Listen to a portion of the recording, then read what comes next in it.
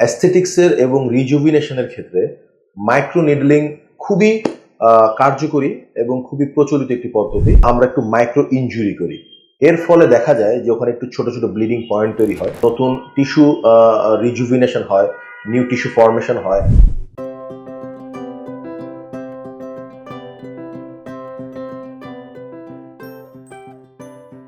আসসালামু আলাইকুম।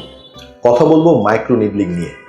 আমাদের ফেসে অ্যাস্থেটিক্সের এবং রিজুভিনেশনের ক্ষেত্রে মাইক্রো নিডলিং খুবই কার্যকরী এবং খুবই প্রচলিত একটি পদ্ধতি। অনেকে আমাদেরকে জিজ্ঞেস করেন যে ফেসে মাইক্রো নিডলিং কেন করা হয় বা কখন করা হয়। আচ্ছা, মাইক্রো নিডলিং জিনিসটা কি? আমরা নিডলের মাধ্যমে বা ছোট ছোট সূচের মাধ্যমে আমরা স্কিনের ভেতরে কিছু ছোট ছোট হোল তৈরি করি বা আমরা একটু মাইক্রো ইনজুরি করি।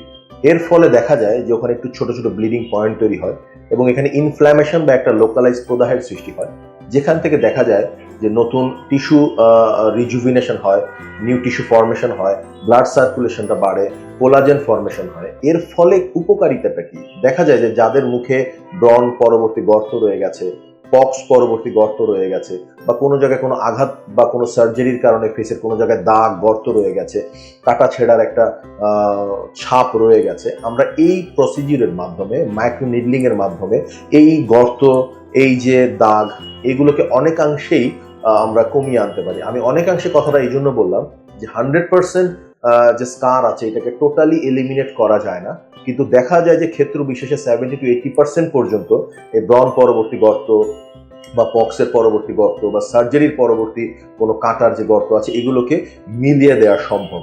অনেকগুলো পদ্ধতির মাধ্যমে করা যায়। আমাদের এখানে একটি মেশিন আছে, আমরা যেটাকে রেডিও ফ্রিকোয়েন্সি মাইক্রো নিডলিং বলি, এটি একটি মেশিন আছে। ডার্মা পেন আছে, ডার্মা রোলার আছে। এইগুলোর মাধ্যমে আমরা এই ধরনের মাইক্রো নিডলিং করে থাকি। তো অনেকাংশে দেখা যায় যে মাইক্রো নিডলিং এর সাথে যদি প্লেটিলেট রিচ প্লাজমা বা পিআরপিটাকে যদি যোগ করা যায় তাহলে দেখা যায় অনেক বেশি এনহ্যান্সড রেজাল্ট পাওয়া যায়। 4 থেকে 6 সপ্তাহ পর পর এক একটা সেশন করতে হয় এবং কয়েকটা সেশন করলে রোগীরা তাদের আশানুরূপ ফল পেতে পারেন। ধন্যবাদ সবাইকে।